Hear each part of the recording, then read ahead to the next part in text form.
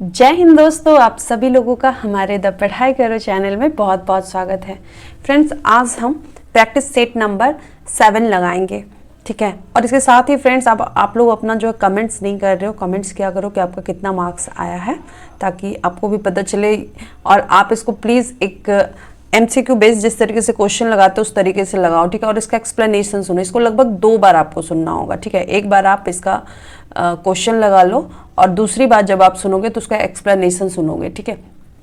Explanation आपको बहुत ज़्यादा हेल्प रहेगा, बेनिफिशियल होगा आपके लिए जब आप इसका एक्सप्लेनेशन सुनोगे। तो फ्रेंड्स, अगर आप खुद से करते हो तो आपको लगभग 2-2.5 घंटा लगभग लग ही जाता है, ठीक है। और अगर आप यहाँ पे सुन रहे हो तो आपको 37 मिनट या फिर 40 मिनट या 35 मिनट में ही आपका हो जाता है। और मैं पूरी कोशिश करती हूँ कि मैं उन्हीं पॉइंट को एक्सप्लेन करूँ जो एग्ज़ाम के पॉइंट ऑफ व्यू से जो है बेनिफिट मिले आप लोगों को, बस यही मेरी कोशिश रहती है। तो आप लोग मेरा वीडियो देखते रहें, इसको 2 बार देखें ताकि एक बार एक्सप्लेनेशन सुन सके और एक बार MCQ बेस्ड क्वेश्चन जो है लगा सके।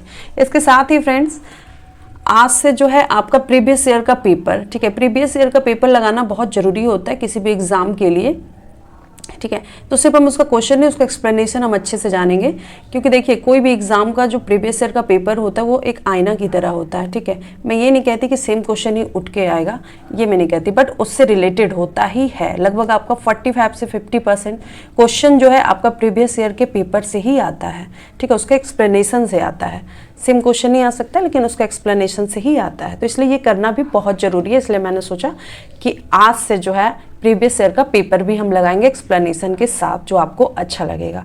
तो चलिए आज का सेट हम स्टार्ट करते हैं। फर्स्ट है कि महापरिनिर्वाण मंदिर अवस्थित है, तो ये आपका उत्तर प्रदेश के कुशीनगर में स्थित है आपका महापरिनिर्वाण मंदिर, ठीक है। इसमें जो है भगवान बुद्ध की लेटी हुई मूर्ति है और ये करीब 6.10 मीटर है इसकी हाइट। नेक्स्ट है कि निम्नलिखित में से कौन सा आरंभिक जैन साहित्य का भाग नहीं है। तो ऑप्शन देखते हैं। ऑप्शन है आपका थेरी गाथा, अचरांग सूत्र, बृहद शुल्क और सूत्रकृतांग। तो थेरी गाथा जो आपका है बौद्ध साहित्य है, ठीक है। और इसमें जो है 32 बौद्ध कवित्रों का कविता संकलित है। वहीं अगर आचरांग सूत्र की बात करें, आचरांग सूत्र हो गया, सूत्रकृतांग, ये सब जो है आपका जैन धर्म से रिलेटेड है। और साहित्य की जो है जैन धर्म के साहित्य के 12 अंगों में से प्रथम 2 यही है, आचरांग और सूत्रकृतांग। वहीं बृहद कल्प सूत्र की बात की जाए तो ये एक छंद सूत्र है। इसमें जो है जैन भिक्षुओं के लिए जो नियम कानून है इसका वर्णन किया गया किसमें, बृहद कल्प सूत्र में। नेक्स्ट है कि निम्नलिखित युग्मों में से कौन सा एक सही सुमेलित है। तो हम देखते हैं। तो हमारा पहला है कि हड़प्पा सभ्यता चित्रित धूसर मृदभांड था, तो ये सही है।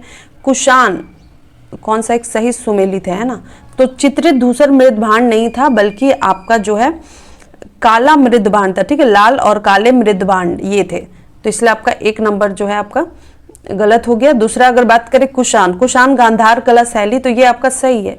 कुषाण जो थे गांधार कला शैली। वहीं अगर हम बात करें मुगल का, तो मुगल का क्या लिखा हुआ है, पहाड़ी मुगल का है अजंता चित्रकारी। तो अजंता चित्रकारी मुगल का नहीं है, ये आपका बहुत ही पुराना, लगभग ये बौद्ध स्मारक है, गुफा 2वीं शताब्दी का है, ठीक है। तो उस समय मुगल जो थे भी नहीं, तो ये हो जाएगा बौद्ध धर्म से रिलेटेड है, तो मुगल ये गलत हो गया। मराठा का है पहाड़ी चित्र शैली।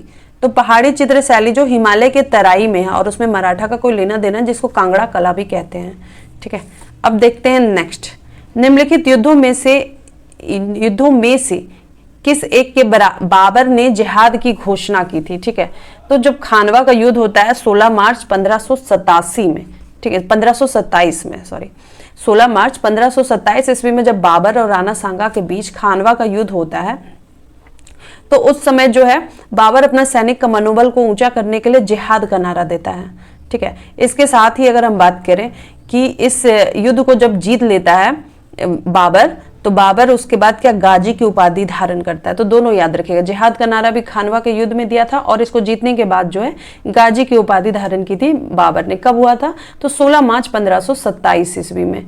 नेक्स्ट है कि निम्नलिखित में से किसने साम्राज्य की राजधानी आगरा से दिल्ली स्थानांतरित की। तो आपका हो गया शाहजहां, ठीक है। शाहजहां जो है आपका 1628 में शासक बनता है और आसफ खां और महाबत खां दोनों को जो है अलग अलग 7000 जात और सवार पद यानी वजीर बनाया जाता है दोनों को, ठीक है। और ये जो शाहजहां होता है उस समय अपना राजधानी जो है आगरा से दिल्ली जो है ट्रांसफर कर लेता है। नेक्स्ट है कि निम्नलिखित में से कौन अवध का प्रथम नवाब था, तो वह है सादत खां, ठीक है। सादत खां अवध का स्वतंत्र राज्य का, अवध के स्वतंत्र राज्य का पहला प्रथम जो है संस्थापक कहेंगे या प्रथम नवाब था। इसको और क्या कहते हैं, इसको बुरहान उल मुल्क कहते हैं। ये सिया मतलम्बी का था और ये क्या किया था 1739 में जब नादिर शाह आया था इंडिया में तो उसके डर से जो है ये सुसाइड कर लेता है। नेक्स्ट है कि अंग्रेजों ने रैयतवाड़ी व्यवस्था सर्वप्रथम प्रारंभ की थी, तो ये आपका मद्रास प्रेसिडेंसी में अंग्रेजों ने सबसे पहले रैयतवाड़ी प्रथा जो है मद्रास के 12 महल जिले में की थी। किसने लागू की थी, तो कर्नल रीड ने लागू किया था, ठीक है। इसमें क्या होता था कि लागान समझौता जो जमींदारों से नहीं करके डायरेक्ट किसानों से किया जाता था, उसी को कहते हैं रैयतवाड़ी व्यवस्था। इसमें पहले था कि जमींदारों से किया जाता था, लेकिन रैयतवाड़ी व्यवस्था 1793 ईस्वी में आया था और उसमें जो है डिसाइड होता है कि अब जमींदारों से नहीं, जमींदार जो है मतलब उसमें घेरा फेरी कर रहे थे, तो इसलिए सोचता है कि नहीं किसानों से ही डायरेक्ट किया जाए। तो बम्बई का, अगर बम्बई में इस व्यवस्था को लागू किया गया था तो किसने करवाया था, कभी कभी क्वेश्चन आ जाता है, तो एल फिंस्टन, ठीक है, एली फिंस्टन ने जो है आपका बम्बई में लागू करवाया था। नेक्स्ट है कि निम्नलिखित में कौन हिंदुस्तान रिपब्लिकन एसोसिएशन का सदस्य नहीं था, ठीक है। तो ये आपका हो जाएगा शिव वर्मा जो है आपका HRA के सदस्य नहीं थे बल्कि HSRA के थे, ठीक है। काकोरी कांड जब होता है, ठीक है, तो काकोरी कांड के बाद जो है ये लोग क्या करते हैं कि 1928 में दिल्ली में HRA का पुनर्गठन किया जाता है, ठीक है। इसे HSRA नाम दिया जाता है, HRA ही रहता है जिसको पुनर्गठन किया जाता है। 1925 में आपका काकोरी कांड होता है और उसको जो है ये लोग जो उससे रिलेटेड थे, काकोरी कांड से रिलेटेड आपके विजय कुमार सिन्हा हो गए, शिव शर्मा, जयदेव कपूर, पंजाब में भगत सिंह, भगवती चरण बोहरा, सुखदेव ने, तो ये सब जो है आपका, तो ये सब मिल करके उसके बाद जो है 1928 में जो है HSRA का गठन करते हैं दिल्ली में, ठीक है। वहीं कानपुर में आपका हुआ था 1924 में HRA का, ठीक है। अब देखते हैं नेक्स्ट, महात्मा गांधी ने असहयोग आंदोलन स्थगित कर दिया था क्योंकि, तो उन्होंने इसलिए कि चौरा चौरी का जो कांड हो जाता है, चौरी चौरा कांड, ठीक है, उससे हिंसा भड़क उठेगी, इसलिए 5 फरवरी 1922 को आपका चौरा चौरी कांड होता है। और गांधी जी को जब ये बात पता चलती है तो वो सोचते हैं कि बहुत ज़्यादा हिंसा बढ़ जाएगा देश में, तो दिक्कत हो जाएगा सबके साथ, तो इसलिए वो अपना जो है असहयोग आंदोलन वापस ले लेते हैं ताकि मामला शांत हो जाए। अब देखते हैं नेक्स्ट, 1946 में बनी अंतरिम सरकार में डॉक्टर राजेंद्र प्रसाद के पास कौन सा विभाग था, तो अंतरिम सरकार आपका जो है जवाहरलाल नेहरू की अध्यक्षता में 2 सितंबर 1946 को हुआ था, ठीक है। पहला अगर हम बात करें जवाहरलाल नेहरू, तो वो आपका कौन कौन सा विभाग था उनके पास, तो कार्यकारी परिषद के उपाध्यक्ष थे, विदेश विभाग था, राष्ट्रमंडल से संबंधित मामले थे। वहीं वल्लभ भाई पटेल अब गृह, सूचना एवं प्रसारण मंत्री बनाया गया था। बलदेव सिंह को रक्षा, डॉक्टर जॉन मथाई को उद्योग एवं आपूर्ति, वहीं सी राजगोपालाचारी को शिक्षा, CH भाभा को कार्य, खनन एवं शक्ति, राजेंद्र प्रसाद को खाद्य एवं कृषि दी गई थी। आसफ अली को रेलवे, जगजीवन राम को श्रम, लियाकत अली वित्त, TT चुंद्रीगर ये वाणिज्य मंत्रालय इनको दिया गया, अब्दुल रब नस्तर संचार मंत्रालय, गजांतर अली खान ये स्वास्थ्य मंत्रालय, जोगेंद्र नाथ मंडल ये विधि मंत्रालय, ठीक है। तो ये हो गया। और कब हुआ था इसका अध्यक्षता तो की थी जवाहरलाल नेहरू ने, क्वेश्चन आता कि कब किया गया था, तो 2 सितंबर 1946 को अंतरिम सरकार का गठन किया गया था। नेक्स्ट है कि बांग्लादेश की सीमा से लगे भारत के राज्य हैं, तो आंसर हो जाएगा मेघालय, असम, पश्चिम बंगाल और त्रिपुरा, ठीक है। बांग्लादेश से आपका जो है 5 राज्य लगता है, पश्चिम बंगाल, मेघालय, मिजोरम, त्रिपुरा और असम। सबसे ज्यादा पता ही है कि इंडिया और बांग्लादेश का जो बॉर्डर है सबसे लंबा है, ठीक है। और इसके बाद हम बात करें चीन में भी 5 लगता है, कौन कौन, लद्दाख जो केंद्र शासित प्रदेश है, ठीक है, हिमाचल प्रदेश, उत्तराखंड, सिक्किम, अरुणाचल प्रदेश, 4 स्टेट और 1 केंद्र शासित प्रदेश लगता है चीन के साथ। पाकिस्तान के साथ बात करें तो इसमें जो है 3 स्टेट और 1 जो है केंद्र शासित, गुजरात, राजस्थान और पंजाब, और केंद्र शासित में जम्मू कश्मीर। नेपाल की बात करें तो इसमें 5 लगते, कौन कौन सा, यूपी, बिहार, पश्चिम बंगाल, सिक्किम, उत्तराखंड। म्यांमार की बात करें तो 4 राज्य लगते हैं, अरुणाचल प्रदेश, नागालैंड, मिजोरम और मणिपुर। मिजोरम और मणिपुर लगता है, मेघालय नहीं लगता है म्यांमार से, याद रखिएगा। ये भूटान की बात करें तो भूटान में भी 4 ही लगते हैं, पश्चिम बंगाल, सिक्किम, अरुणाचल प्रदेश और असम।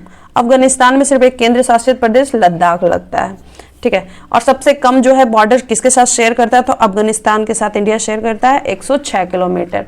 अब हम देखेंगे कि नेक्स्ट क्वेश्चन क्या है। तो हमारा नेक्स्ट क्वेश्चन है कि नाथुला दर्रा किस राज्य में स्थित है।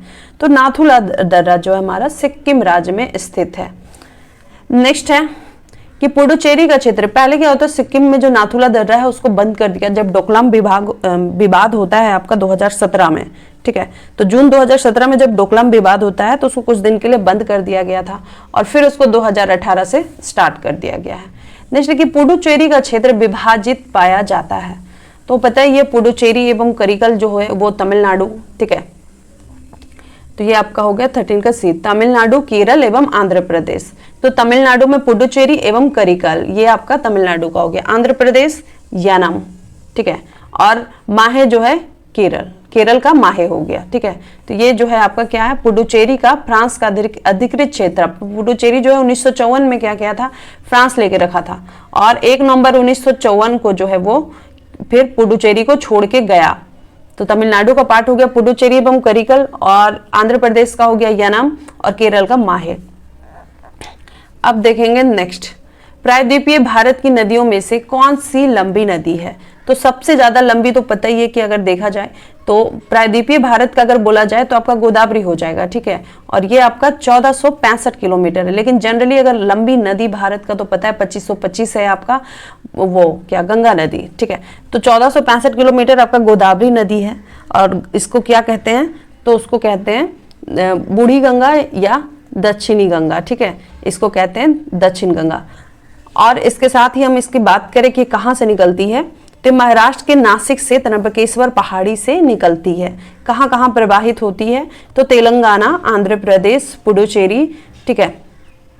पुडुचेरी हो गया, आंध्र प्रदेश, तेलंगाना, महाराष्ट्र, ये सबसे जो है प्रभावित होते हुए ये बंगाल की खाड़ी में गिरती है और बहुत बड़ा डेल्टा का निर्माण करती है। नेक्स्ट है कि निम्नलिखित राज्यों में किसमें सर्वाधिक प्राकृतिक आपदाएं आती है। तो सबसे ज्यादा आपदा जो है आपका उड़ीसा में आता है, क्योंकि बंगाल की खाड़ी से जो आने वाली जो उष्णकटिबंधीय चक्रवात है सबसे ज्यादा उड़ीसा के तटवर्ती क्षेत्र को ही प्रभावित करती है। और सूखा क्षेत्र में भी बात किया जाए तो उड़ीसा का ही आ जाता है। तरित झंझा है वहां पे सबसे ज्यादा प्रभावित होता है आपका सूखा में भी। नेक्स्ट है कि नागार्जुन सागर परियोजना किस नदी पर अवस्थित है, तो वो है आपका कृष्णा नदी पे है आपका नागार्जुन सागर बांध, ठीक है। आंध्र प्रदेश का गुंटूर जिला और तेलंगाना के नालगोंडा जिले पे है आपका कृष्णा नदी और ये 1967 में बनाया गया था, ठीक है। कौन सा, नागार्जुन सागर बांध। अब देखेंगे नेक्स्ट, नगदी फसल में सम्मिलित नहीं है, तो ये हो जाएगा आपका गेहूं। गेहूं आपका रबी फसल हो गया, ठीक है। गन्ना, कपास, जूट, ये सब आपका नगदी फसल। नगदी फसल मतलब क्या होता है कि जिसका व्यापार किया जा सकता है, व्यापारिक फसलें जिसका जो है व्यापार किया जाता है, जिसकी डिमांड ज्यादा है। तो ये किसान द्वारा बिक्री करके तुरंत उससे क्या होता है, उसको पैसा मिल जाता है। किसान जैसे बिक्री करे उससे पैसा मिल जाए तो वो आपका हो गया क्या, नगदी फसलों में आ जाता है। जैसे कि जूट हो गया, कपास हो गया, गन्ना, केला, तंबाकू, तिलहन, ये सब हो गया। नेक्स्ट है कि भारत के निम्न में से किस भाग में खनिज संसाधनों के सबसे बड़े भंडार हैं, तो ये हो जाएगा आपका दक्षिण पूर्व में है, ठीक है। भारत का जो ज्यादातर जो खनिज संसाधन का भाग है वो किधर है, तो दक्षिण पूर्व में है, ठीक है।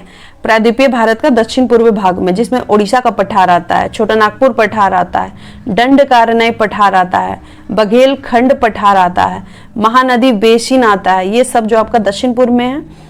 तो इन्हीं क्षेत्र को, इस क्षेत्र को दक्षिण पूर्व, भारत के दक्षिण पूर्व क्षेत्र को क्या कहा जाता है, भारतीय क्षेत्र का हृदय कहा जाता है, हार्टलैंड, ठीक है, इसको कहा जाता है। इसमें आपका जो बहुत सारा खनिज मिलता है। नेक्स्ट है कि भारत में ज्वारीय ऊर्जा की सर्वाधिक संभावनाएं कहां पर है, तो ये आपका गुजरात का भावनगर में है, ठीक है। सबसे ज्यादा जो है उधर है। ज्वारीय ऊर्जा क्या है कि ज्वारीय ऊर्जा जो है ज्वार भाटा से उत्पन्न होती है, ठीक है। ज्वार भाटा से जो है उसको टरबाइन लगा के विद्युत शक्ति में बदला जाता है और चंद्रमा और सूर्य के आकर्षक बलों के द्वारा जो है सबसे ज्यादा ज्वारीय उत्पन्न होती है। तो गुजरात तट का जो खंबात की खाड़ी और कच्छ की खाड़ी है वहां से ज्वारीय तरंग जो है सबसे ज्यादा उत्पन्न होती है। तो इसलिए आंसर हो जाएगा भावनगर। नेक्स्ट है कि दक्षिण गंगोत्री क्या है। तो दक्षिण गंगोत्री जो है वो अंटार्कटिका में भारतीय शोध केंद्र है, ठीक है। और ये 1983-84 में लगभग ये बना था, लेकिन अभी जो है 90-91 में लगभग ये जो है अब नहीं रहा, ठीक है, क्योंकि लगभग इस पे क्या हुआ कि बर्फ की मोटी चादर से ये ढक गया। अब इसका दूसरा स्टेशन हमारा बना था, फिर 88-89 में एक बना था हमारा, ये नाम था मैत्री, ठीक है, मैत्री नामक दूसरा स्टेशन बना। तीसरा आपका 2012 में बना था, उसका नाम था भारती। तो ये हो गया। नेक्स्ट है किस तिथि को रात और दिन बराबर होते हैं। तो ये हो जाएगा आपका 23 सितंबर, ठीक है। तो 23 सितंबर को जो है रात और दिन जो है 21 मार्च और 23 सितंबर की स्थिति में क्या होता है, सूर्य जो है भूमध्य रेखा पे एकदम पैरेलल होता है, लंबवत चमकता है, ठीक है। तो उस दिन सभी दिन और सभी रात जो है बराबर होते हैं, 21 मार्च और 23 सितंबर। 21 मार्च की स्थिति को क्या कहते हैं, दोनों को ऐसे कहते हैं विषुव कहते हैं, ठीक है, इक्विनॉक्स। लेकिन 21 मार्च को कहते हैं कौन सा, बसंत विषुव यानी स्प्रिंग इक्विनॉक्स। और 23 सितंबर को आपका कहते हैं शरद विषुव यानी ऑटमन इक्विनॉक्स, ठीक है। 21 जून और 22 दिसंबर की बात करें तो उस दिन सूर्य जो होता है वो कर्क रेखा और मकर रेखा पे पैरेलल होता है, 21 जून और 22 दिसंबर, ठीक है। तो 21 जून वाले को हम क्या कहते हैं ग्रीष्म आयनांत या समर सोलिस्टिक, और या जिसको कर्क संक्रांति कहते हैं, ठीक है। शीत आयनांत को क्या कहते हैं, तो विंटर सोलिस्टिक, और ये आपका हो गया 22 दिसंबर को शीत आयनांत, विंटर सोलिस्टिक या मकर संक्रांति कहते हैं। नेक्स्ट है कि 38वीं समानांतर रेखा निम्नलिखित में से किन दो देशों को विभाजित करती है। तो उसका आंसर हो जाएगा उत्तरी कोरिया और दक्षिणी कोरिया, ऑप्शन नंबर डी, ठीक है। 38वीं समानांतर रेखा जो है वो किसको, तो उत्तरी कोरिया और दक्षिणी कोरिया को। अब देखेंगे नेक्स्ट, निम्नलिखित में से किसे स्वर्ण द्वार का नगर कहा जाता है। तो ये आपका हो गया सैन फ्रांसिस्को को, ठीक है। अमेरिका का जो कैलिफोर्निया में स्थित है प्रशांत तटीय क्षेत्र स्थित सैन फ्रांसिस्को नगर को the city of golden gate या नगर को जो है स्वर्ण द्वार का नगर कहा जाता है, ठीक है। अब देखते हैं नेक्स्ट, क्योंकि यहाँ पे जो पुल था वो पुल दोनों तरफ जो सोना का बनाया हुआ है, इसलिए इसको कहते हैं दोनों छोर पे जोड़ने वाला जो पुल है सैन फ्रांसिस्को खाड़ी में, तो वो आपका जो है गोल्डन गेट सेतु क्या है कि खाड़ी में दोनों छोरों को जोड़ने वाला पुल है ये, इसलिए इसको कहा जाता है golden, the city of golden gate. अच्छा, अब देखेंगे नेक्स्ट, डियागो गार्सियो कहाँ स्थित है। तो जो डियागो गार्सियो है वो आपका कहाँ पे स्थित है, तो वो हिंद महासागर में, ठीक है। डियागो गार्सियो ही इसका खोज किया था, इसलिए इसका नाम जो है डियागो गार्सियो पड़ गया, ठीक है। तो डियागो गार्सियो जो है वो एक आइलैंड है, ठीक है, द्वीप है। अब देखेंगे नेक्स्ट कि भारतीय संविधान के निर्माण के समय संवैधानिक सलाहकार कौन थी। तो वो थी B.N. राव, ठीक है। B.N. राव जिनका नाम क्या है, उनका नाम है वेनेगल नरसिंह राव, ठीक है, पूरा नाम है वेनेगल नरसिंह राव, और ये संवैधानिक सलाहकार थे। अगर बात करें ड्राफ्टिंग कमेटी का, ठीक है, तो ये जो उनका विचार, जो ड्राफ्टिंग कमेटी का जो विचार आया था, ये सबसे पहले B.N. राव के ही दिमाग में आया था। और 29 अगस्त 1947 को प्रारूप समिति का गठन किया गया। डेट एकदम याद रहना चाहिए, 29 अगस्त 1947 को जो है प्रारूप समिति या ड्राफ्टिंग कमेटी का गठन किया गया। इसके अध्यक्ष थे भीमराव अंबेडकर। नेक्स्ट है कि 6 वर्ष की आयु से 14 वर्ष की आयु के बीच के सभी बच्चे या शिशुओं को शिक्षा का अधिकार किसमें है, ठीक है। तो ये आपका हो मूल अधिकार में है, ठीक है।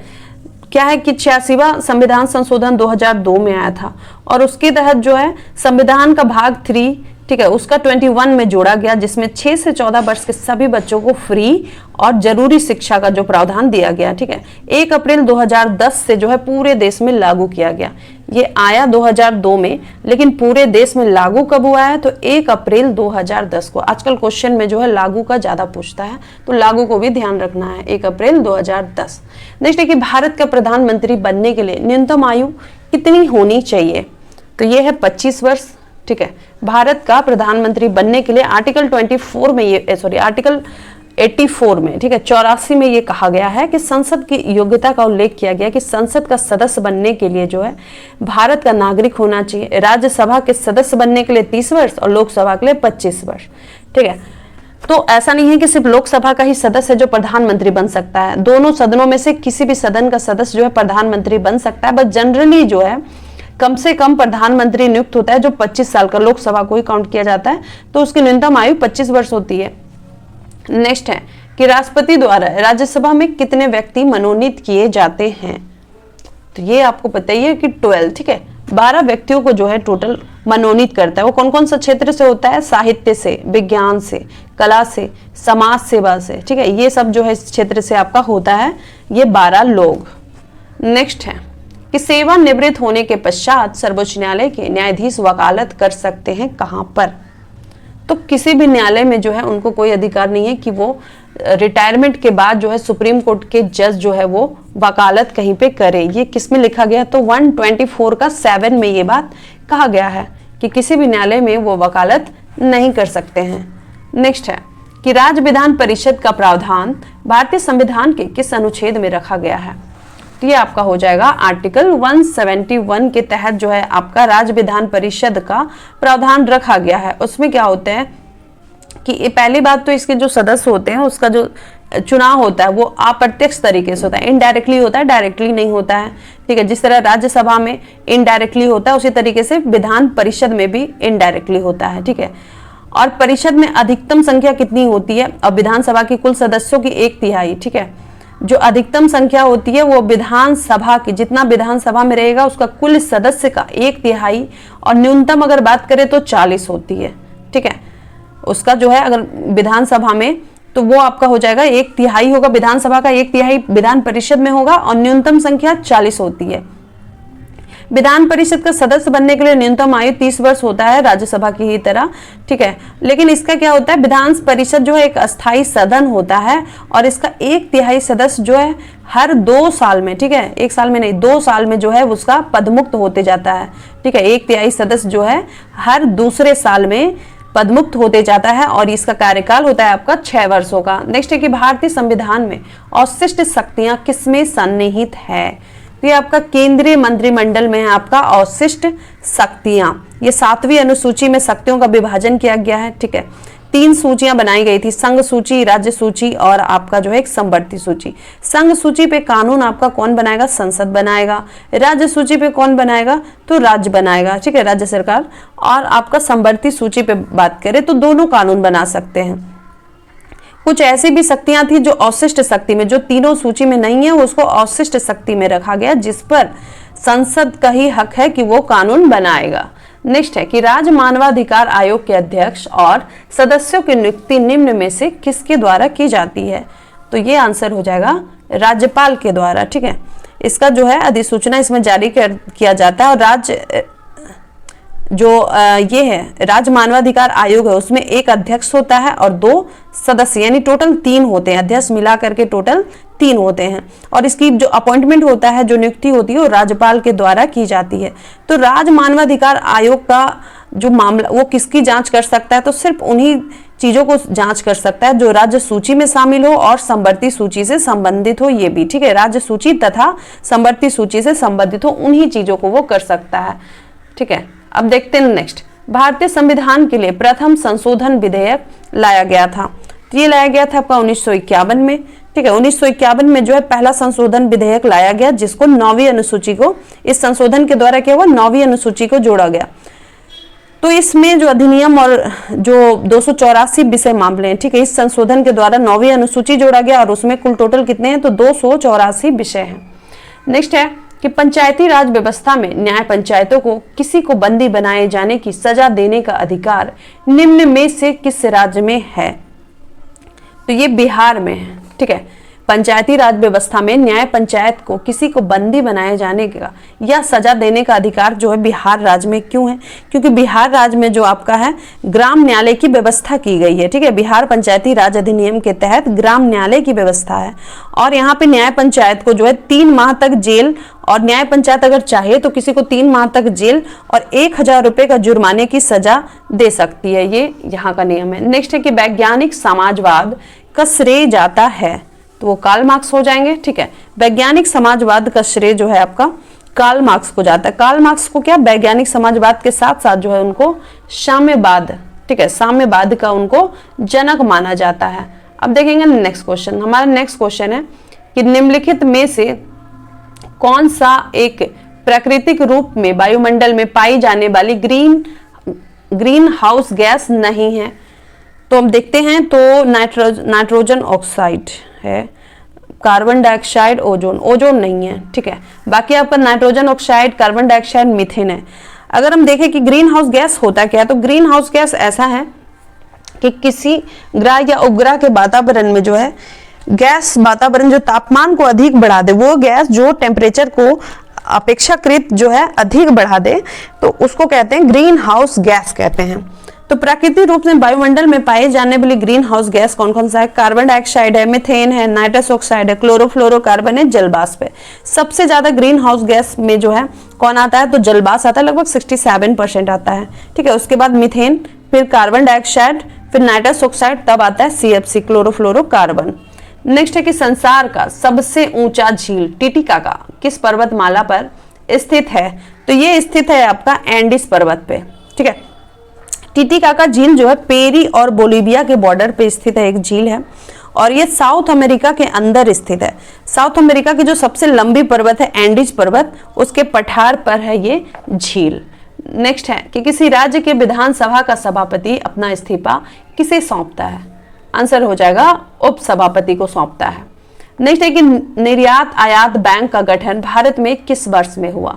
तो ये हुआ था आपका 1982 में। ठीक है, 1982 में आपका जो है एग्जिम बैंक जिसको कहते हैं निर्यात आयात बैंक का गठन हुआ था। नेक्स्ट है कि भारत में भविष्य निधि है। तो भारत में भविष्य निधि संविदा आधारित बचत है। ठीक है, जो भविष्य निधि है वो संविदा आधारित बचत है। तो इसमें क्या होता है कि भविष्य निधि यानी प्रोविडेंट फंड की बात हो रही है। तो प्रोविडेंट फंड जो है सरकार का क्या एसेट्स नहीं होता है, सरकार की आय या संपत्ति नहीं होती, बल्कि ये इसकी रिस्पॉन्सिबिलिटी होती है, इसका जो है दायित्व होता है। ठीक है, भारत में भविष्य निधि, तो इसलिए संविदा आधारित बचत उसे कहा गया है।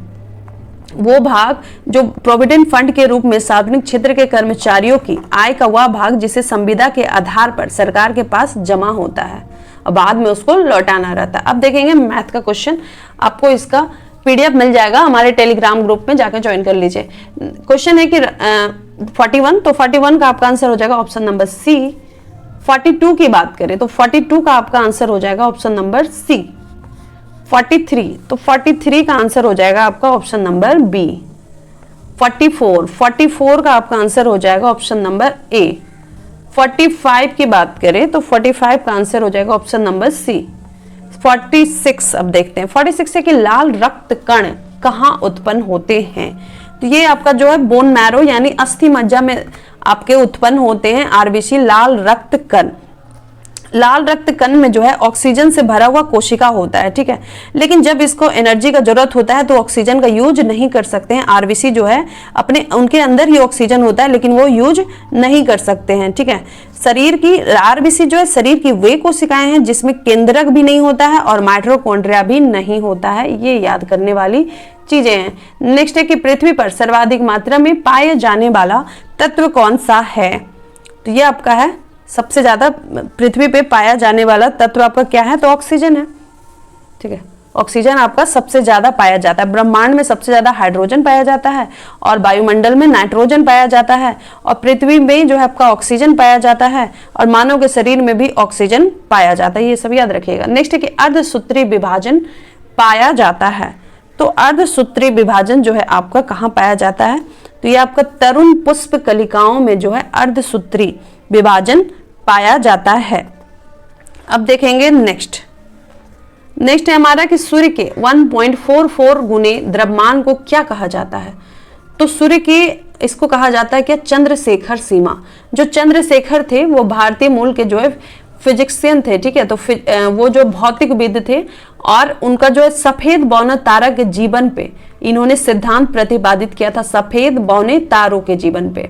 इनके अनुसार क्या था कि जो सफेद बौना तारा होता है उसका जो मास होता है ऊपरी सीमा और द्रव्यमान का लगभग 1.44 गुना है। इसी को कहा गया आपका चंद्रशेखर सीमा।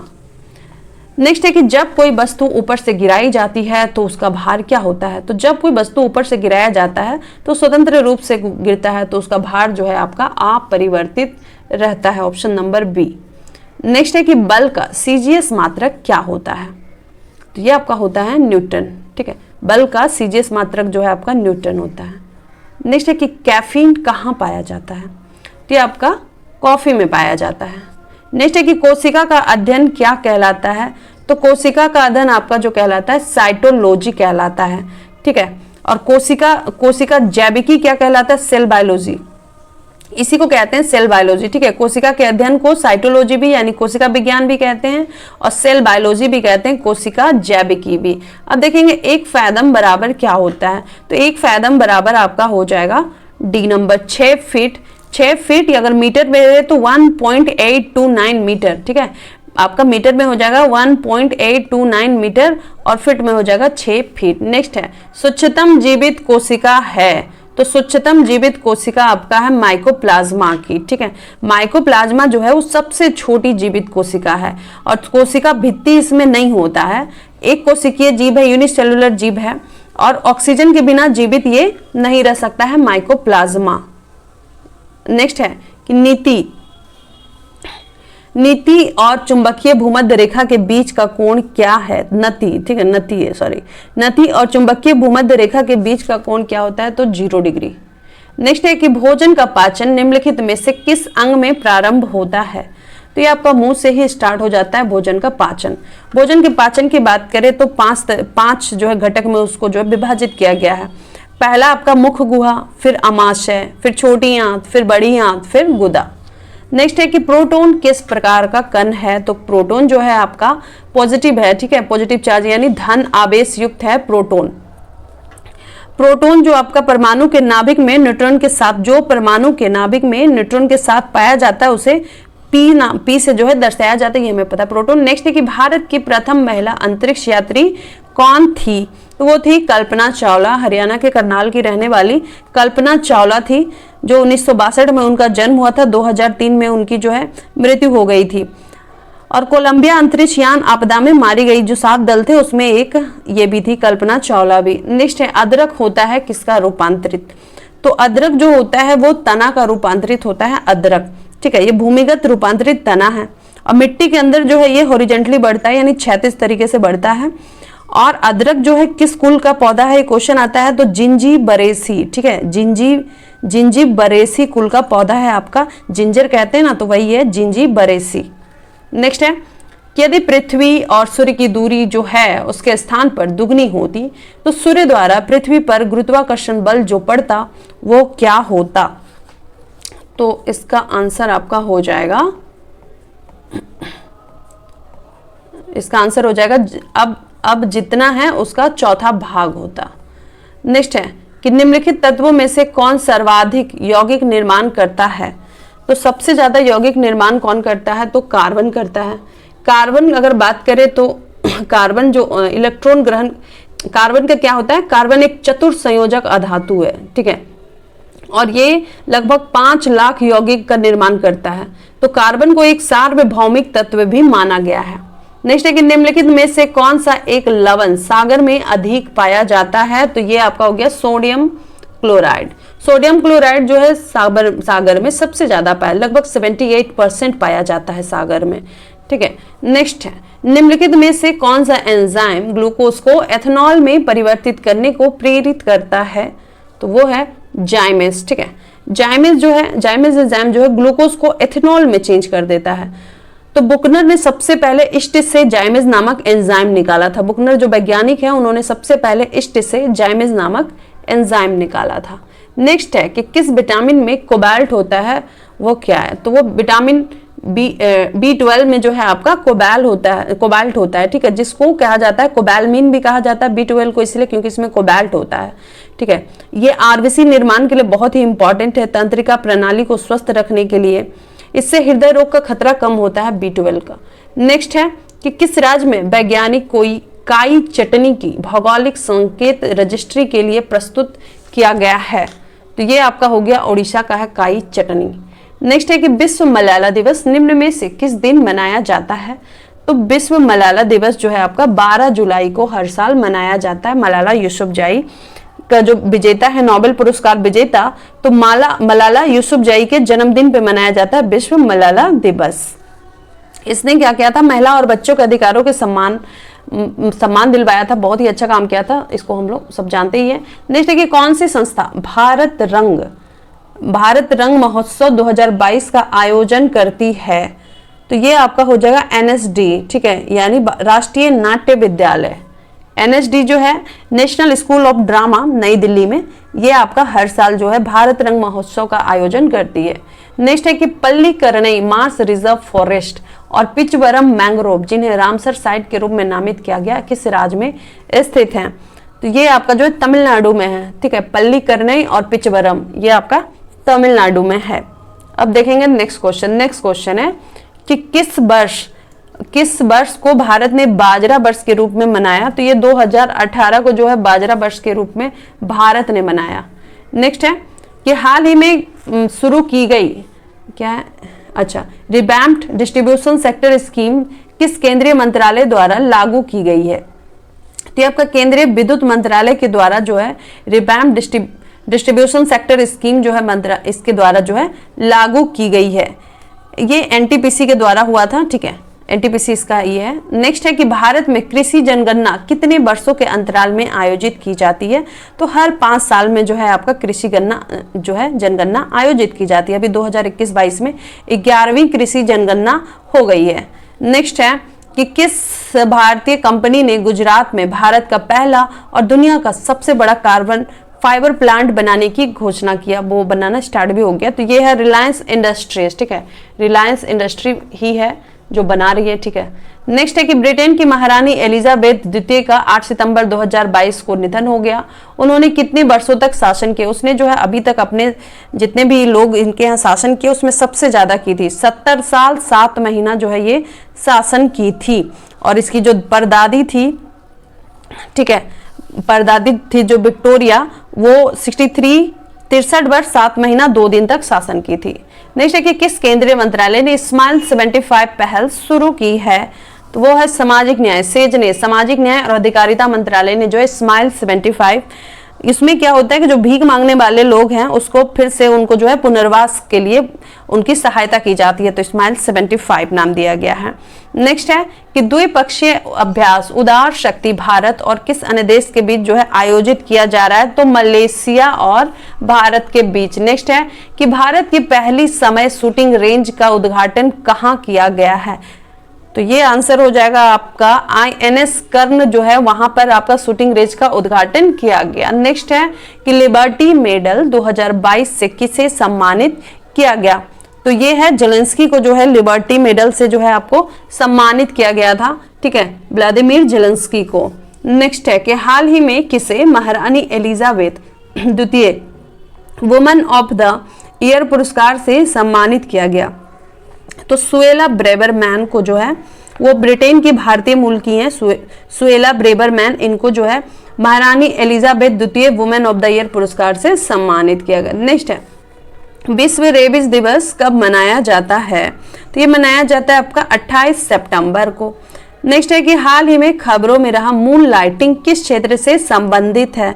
तो मून लाइटिंग जो है आपका किसी से रिलेटेड नहीं है, क्योंकि इसमें क्या हुआ, मून लाइटिंग में हुआ था कि जब विप्रो 300 कर्मचारी का जो अपना निकाल दिया था बैंक से, सॉरी IT कंपनी से, ठीक है, तो उसमें जो लोग काम कर रहे थे, जो कंपनी के लिए कॉम्पिटिटिव एक काम कर रहे थे, तो 2 कंपनियों को काम करने को मून लाइटिंग कहा गया। इस प्रकार एक साथ 2 कंपनी का काम करने का जो था उसको मून लाइटिंग कहा गया। नेक्स्ट है कि विश्व कुश्ती चैंपियनशिप में 4 पदक जीतने वाले पहले भारतीय कौन हैं? तो वो है बजरंग पुनिया। नेक्स्ट है कि किस राज्य ने भारत के पहले कडबूर सिलेंडर लॉरिस अभयारण्य की घोषणा की है? तो वो है तमिलनाडु सरकार। ठीक है, तमिलनाडु सरकार जो है करूर और डिंडीगुल जिले में कडबूर सिलेंडर लॉरिस अभयारण्य की घोषणा की है। नेक्स्ट है कि ऑनलाइन जुए का निषेध और ऑनलाइन गेम का नियमन अध्यादेश 2022 किस राज्य में लागू हुआ?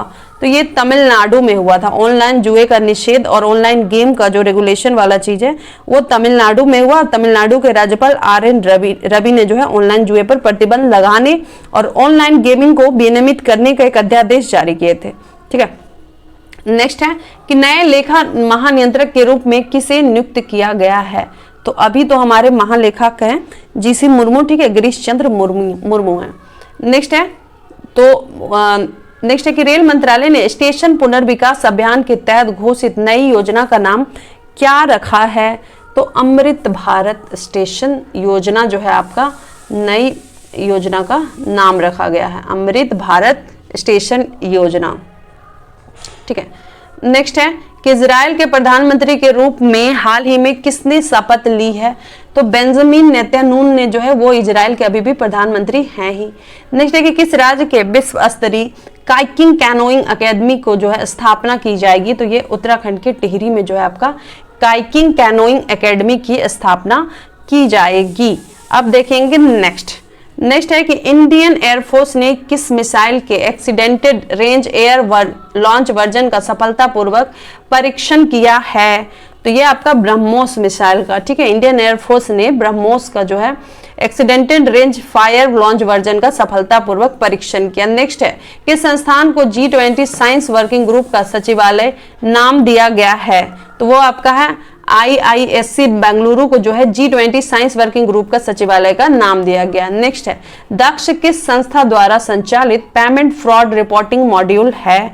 तो ये आपका हो जाएगा RBI जो है दक्ष जो है RBI द्वारा संचालित पेमेंट फ्रॉड रिपोर्टिंग मॉड्यूल है। नेक्स्ट है कि बिहार में सबसे कम अनुसूचित जनजातियों की संख्या किस जिले में है? तो वो हो जाएगा शिवहर। नेक्स्ट है कि तेलहरा झरना किस जिले में स्थित है? तो तेलहरा जो झरना है वो आपका बिहार के रोहतास जिले में है। नेक्स्ट है कि वाल्मीकि नगर नेशनल पार्क किस जिले में स्थित है? तो वाल्मीकि नगर जो है आपका पश्चिमी चंपारण में है। नेक्स्ट है कि डॉक्टर राजेंद्र प्रसाद को कब भारत रत्न से सम्मानित किया गया था? तो ये आपका 1962 में किया गया था राजेंद्र प्रसाद को। नेक्स्ट है कि इंद्रपुरी बैराज का निर्माण कब हुआ था? तो इंद्रपुरी बैराज का निर्माण जो है आपका हो जाएगा 1968 में। नेक्स्ट है कि बिहार के ऋतिक आनंद का संबंध किस खेल से? तो बिहार का जो ऋतिक आनंद है वो बैडमिंटन खेलता है। नेक्स्ट है कि बिहार के किस जिले में सीता माता की 251 फीट ऊंची प्रतिमा स्थापित की जाएगी? तो इसका आंसर हो जाएगा आपका सीतामढ़ी में सीता माता का। नेक्स्ट है कि बिहार के कितने जिलों में 50-50 बेड के बालिका रक्षा गृह खोले जाएंगे? तो कितने जिलों में खोले जाएंगे? तो ये खोले जाएंगे आपके 38 जिला में, यानी हर जिला में जो है आपका बालिका गृह खुलेगा। नेक्स्ट है कि बड़े राज्यों की श्रेणी के तहत स्वच्छ सर्वेक्षण ग्रामीण 2022 पुरस्कार में कौन सा राज्य पहले स्थान पर है? तो ये आपका हो गया तेलंगाना। तो होप सो गाइस आपको मेरा वीडियो अच्छा लगा हो। जय हिंद, जय भारत।